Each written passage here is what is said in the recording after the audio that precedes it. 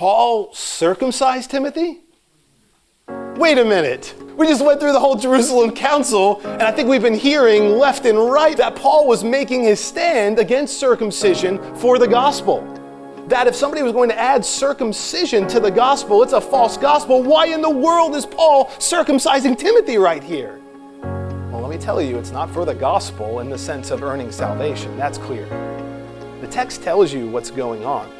He took him and circumcised him. Why? So that his soul might be saved? No, because of the Jews who were in that region. For they all knew that his father was Greek.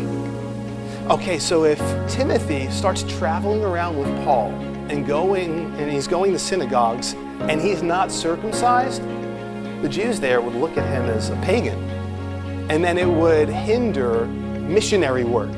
So remember, Paul said circumcision or uncircumcision, it doesn't mean anything at the end of the day unless you're trying to add it to salvation. Then Christ will profit you nothing. But if it's going to help Timothy get to these places, then I'm going to have him circumcised. A great contrast is Titus in Galatians 2 verse 3.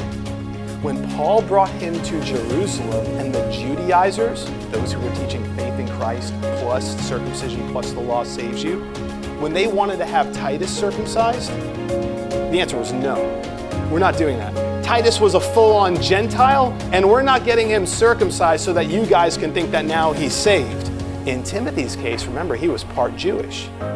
So in Timothy's case, this was all about missionary strategy, so that the Jews in the places that they were traveling wouldn't say, oh, you're bringing this pagan with you. He's not coming in with you as you come into the synagogues or whatever it might be. He wanted to remove any unnecessary hindrance for the gospel. I would encourage you to think like that. Whatever unnecessary hindrance might obstruct somebody hearing the gospel from you, get rid of it. It's not as important as the gospel. Let's say we were going to do outreach over at Citi Field, right? Citi Field is where the New York Mets play.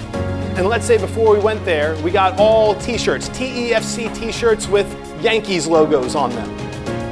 Would that be smart ministry? Why are you doing that? You're just creating this unnecessary obstruction to the gospel. You can see how that applies in your own life. You'll probably find different ways where it applies, but remember, the gospel is the priority. And so you want to remove unnecessary hindrances.